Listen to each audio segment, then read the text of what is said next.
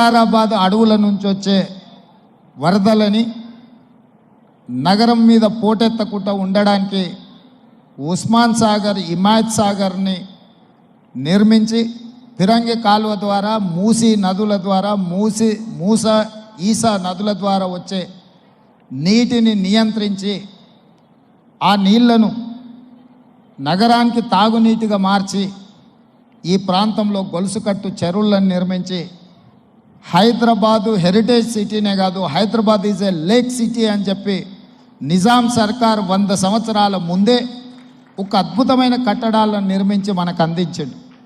వారి వారసత్వంగా వచ్చిన ఈ కట్టడాలు మొన్న జరిగిన ఎండాకాలంలో తాగునీటి సమస్య వచ్చే కృష్ణా గోదావరి ఎండిపోతే హైదరాబాదు నగరానికి దాహార్తి తీసింది గండిపేట అంటే ఉస్మాన్ సాగర్, హిమాయత్ సాగర్ నుంచి నగరానికి తాగునీటిని వాడుకున్నామన్న సంగతి రాష్ట్ర ముఖ్యమంత్రి నేను చెప్పదలుచుకున్నా. ఈ ప్రజలకు కోట్లాది మంది దాహార్తిని తీర్చే ఈ యొక్క చెరువులను శ్రీమంతులుగా గొప్ప వ్యక్తులుగా ఉన్న వాళ్ళు వాటి పక్కనే ఫామ్ హౌజ్ల పేరు మీద నిర్మించుకొని వాళ్ళ డ్రైనేజ్ కాలువలు తీసుకెళ్ళి గండిపేటలో కలిపినారు. నేను ఇక్కడ వేదిక మీద ఉన్న పెద్దలతో పాటు ఇక్కడ వచ్చిన భక్తులను నేను ఒకటే మాట అడగదలుచుకున్నా.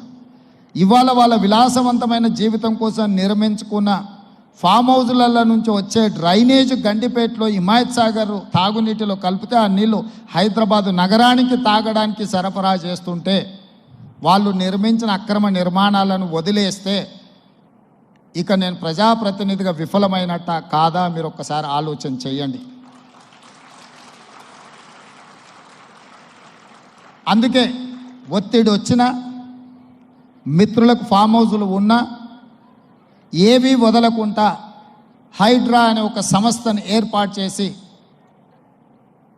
తెలియకుంటేనే ప్రజాప్రతినిధులం కొన్ని మన దినచర్యల్లో భాగంగా కొన్ని తప్పిదాలు చేస్తుంటాం. తప్పులు తెలవకుంటేనే కొన్ని తప్పులు జరిగిపోతుంటాయి. మరి ఆ ఖాతాను సవరించుకోవడానికి, ఆ బ్యాలెన్స్ షీట్ను సవరించుకోవడానికి తెలిసి కొన్ని మంచి పనులు చేయాలని నేను ప్రగాఢంగా విశ్వసిస్తున్నా, నమ్ముతున్నా.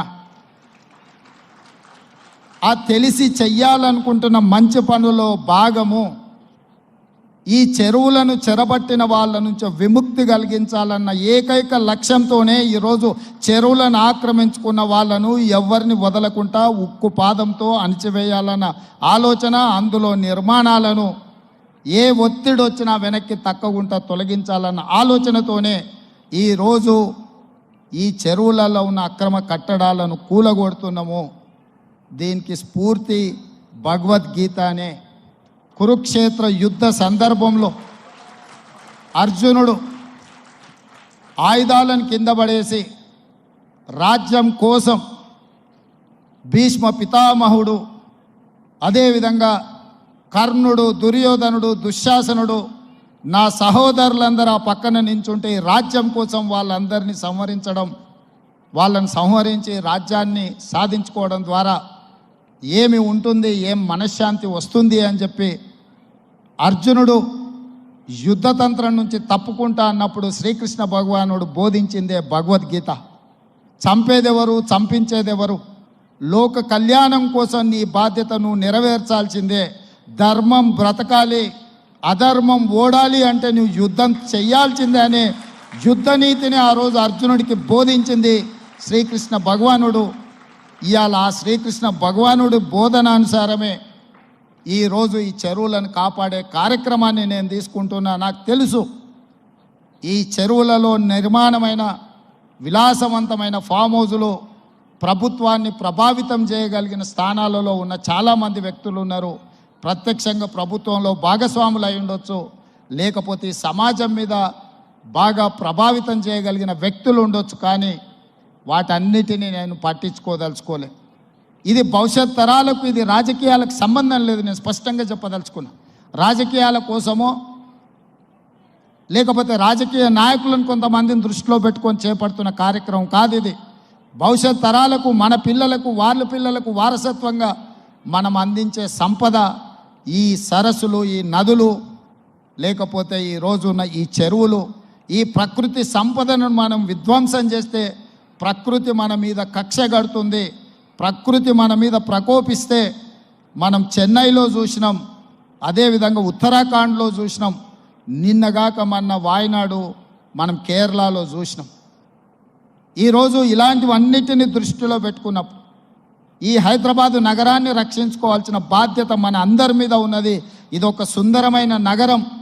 ఈ నగరానికి ఈ చెరువులే ఒక అందం.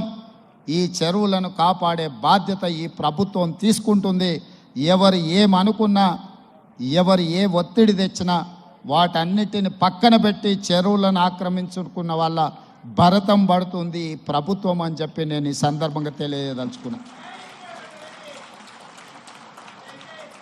ఆనాడు కురుక్షేత్రంలో ధర్మం వైపు శ్రీకృష్ణుడు అర్జునుడు నిలబడ్డందుకే ఈరోజు ఆ ధర్మం అనేది కాపాడింది. వాళ్ళు ధర్మాన్ని కాపాడితే ధర్మం మనల్ని కాపాడింది. ఈరోజు మనం చేస్తున్న పని కూడా అలాంటిదే.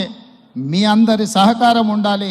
అదేవిధంగా నిర్వాహకులకు ఈరోజు విద్యకు సంబంధించి లక్షలాది మంది నిరుపేద విద్యార్థులు, ఎస్సీ, ఎస్టీ, బీసీ, మైనారిటీ, ఆర్థికంగా వెనుకబడిన వాళ్ళు ప్రభుత్వ పాఠశాలల్లో చదువుకుంటున్నారు. వాళ్ళకు సరైన భోజనం, పోషకాహారం మేము అందించే దాంట్లో కొంత అటు ఇటుగా ఉండడం వల్ల హరే కృష్ణ ఫౌండేషన్, అక్షయ పాత్ర ద్వారా వాళ్ళకు ఒక నాణ్యమైన భోజనాన్ని అందించడానికి అవసరమైన సహకారాన్ని ప్రభుత్వంతో కూడి ఒక కలిసి అక్షయ పాత్ర ద్వారా ఈ హరే కృష్ణ పెద్దల ద్వారా ఈ రాష్ట్రంలో ఉండే లక్షలాది మంది విద్యార్థులకు ఒక మంచి పౌష్టికమైన భోజనాన్ని అందించాలన్న ఆలోచనతో వారి సహకారం అడిగినాం. విద్య, వైద్యము మా ప్రభుత్వం యొక్క ప్రాధాన్యత. ఇవాళ గ్రామీణ ప్రాంతాల నుంచి వైద్యం కోసం హైదరాబాదులో ఉస్మానియా, గాంధీ, నిజాం, అదేవిధంగా క్యాన్సర్ హాస్పిటల్స్కి సుదూర ప్రాంతాల నుంచి పేదవాళ్ళు వస్తున్నారు. ఆపత్తిలో వచ్చిన తర్వాత ఆకలి ఎలా తీరాలనో వాళ్ళకి తెలీదు. ప్రభుత్వం నిర్వహిస్తున్న కార్యక్రమాలు వాళ్ళకి చేరడానికి కొంత ఇబ్బందికరమైన పరిస్థితి ఉంది. అందుకే నిర్వాహకులకు మధు పండిట్ జీ గారిని I have requested to accept this Osmania, Gandhi, NIMS and cancer hospital, wherever the needy people are there. I need your support to serve their food. అక్కడ కావాల్సిన మౌలిక వసతులన్నీ ప్రభుత్వం ఏర్పాటు చేస్తుంది. వాటిని నిర్వహించడం, ఒక నాణ్యమైన భోజనాన్ని వాళ్ళకు అందించడానికి మీ వైపు సహకారం ఉండాలి. మీరు మేము కలిసి ఈ ప్రభుత్వాన్ని ముందుకు తీసుకెళ్తే నిజంగా ప్రజలకు అవసరాలను తీర్చే అవకాశం ఉంటుంది. తప్పకుండా హరే రామ హరే కృష్ణ సంస్థ నుంచి చేపట్టే ప్రతి కార్యక్రమానికి మా ప్రభుత్వం వైపు నుంచి సంపూర్ణంగా మద్దతు ఉంటుంది.